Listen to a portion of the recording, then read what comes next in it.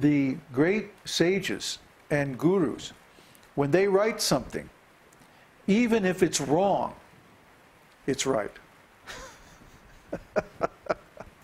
Even if it's wrong by some calculation of literary rules and or some tradition or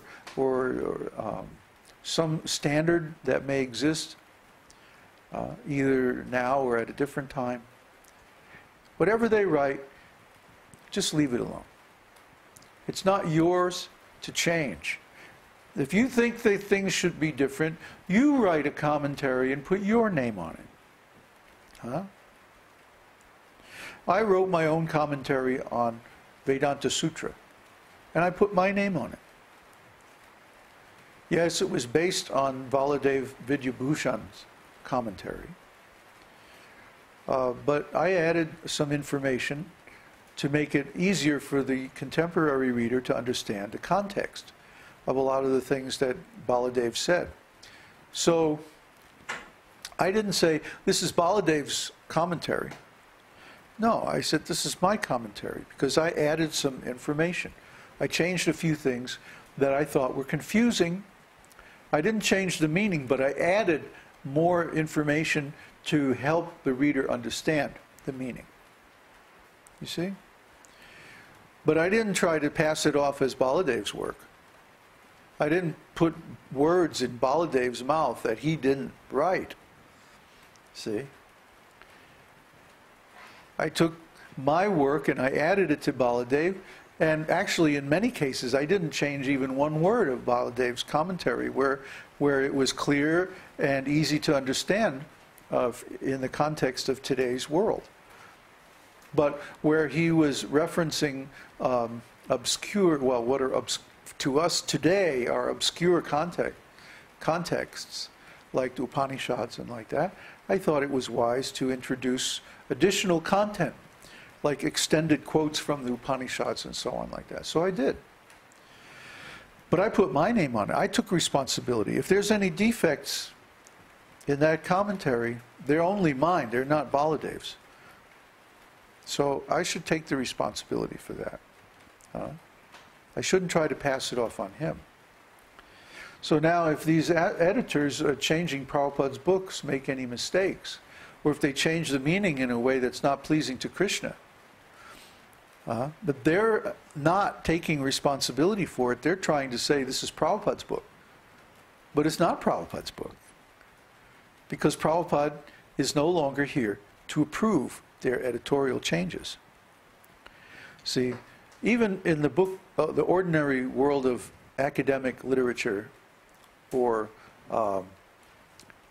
so-called serious literature, if somebody like James Joyce or Hemingway or somebody like that writes a book, now while the author is still alive, the publisher can go back and say, well, maybe it would make more sense if we present it this way, or we change this or that, or, rewrite it here and there, or leave this out, or put that in, or whatever. And if the author says, yeah, okay, and agrees to it, then they can do that. But once the author has left this planet, left this world, the rule is, even with an ordinary writer, novelist or something like that, you don't change their books. You just don't do that. Or if you do, you document every single change and put footnotes and explain why you did it. And, there's a whole protocol. It's existed there in the academic world for centuries. How you deal with so-called posthumous changes to a work of literature. But they're making thousands of changes and they're not documenting any of them. They're documented on some website somewhere, not in the book itself. So this is unprecedented. No one has ever done this before. Well, yeah, they have done it before, and it's called boulderizing. After this guy in England named Boulder, who decided that some of the racier parts of the the standard English works that are used to teach literature weren't suitable for our pure, delicate students, you see. So he took out those parts that he didn't like. Yeah. Well, you heard of Moby, right? The great book, Moby? About the whale? Yeah, about the whale. That's the one. Oh, yeah? Yeah, Moby. He didn't like the other word in the title, so he just took it out. It's not olderizing, it's Bibleizing. Well, yeah. Same thing was done to the Bible. Anything that powers that be don't like, they arrange to somehow have it disappear from the world's literature and knowledge.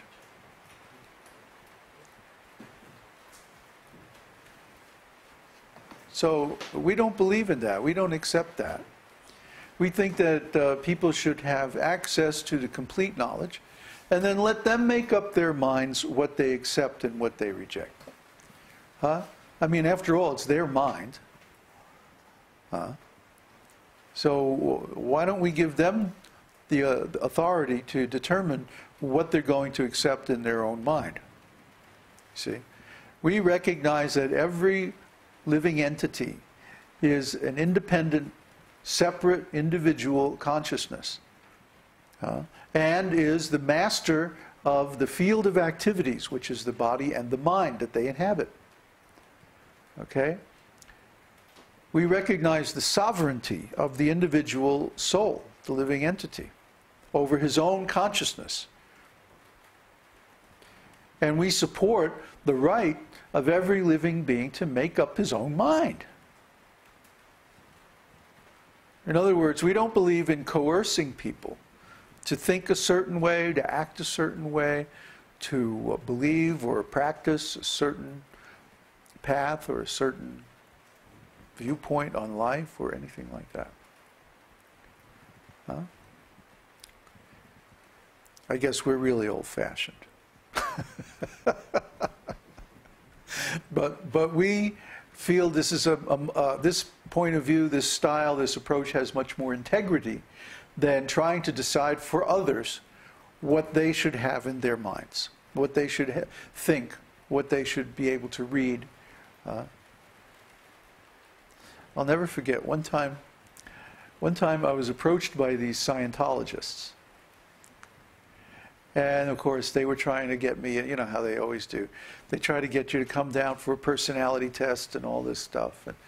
And I said, yeah, well, I've read some of L. Ron Hubbard's stuff, and I think it's very interesting. And oh, yeah, you should come down. Yeah, come on down, you know, we have all these courses and da-da-da-da-da. And then I went on. I said, and I'm really glad that he has done all this research and written all these books and stuff. And they said, oh, good, good, good. Yeah, you should come down and take our communication course and da-da-da-da-da and like that. And then I said, and, you know, what really makes me happy is that he did all this work because if he hadn't, I would have had to do it myself.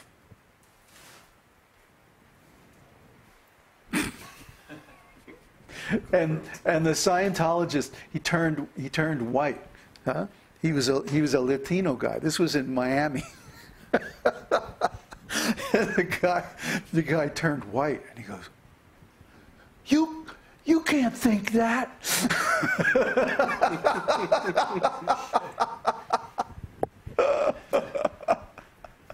You see, I had read the same books that Hubbard read, especially Korzybski's Science and Sanity. I read it when I was 20 years old. It's a big, thick book. It's about like that. It's one of those books where you read one sentence and then you go, what? Did he just say what I think he just said? Oh my God. I'm going to read that again.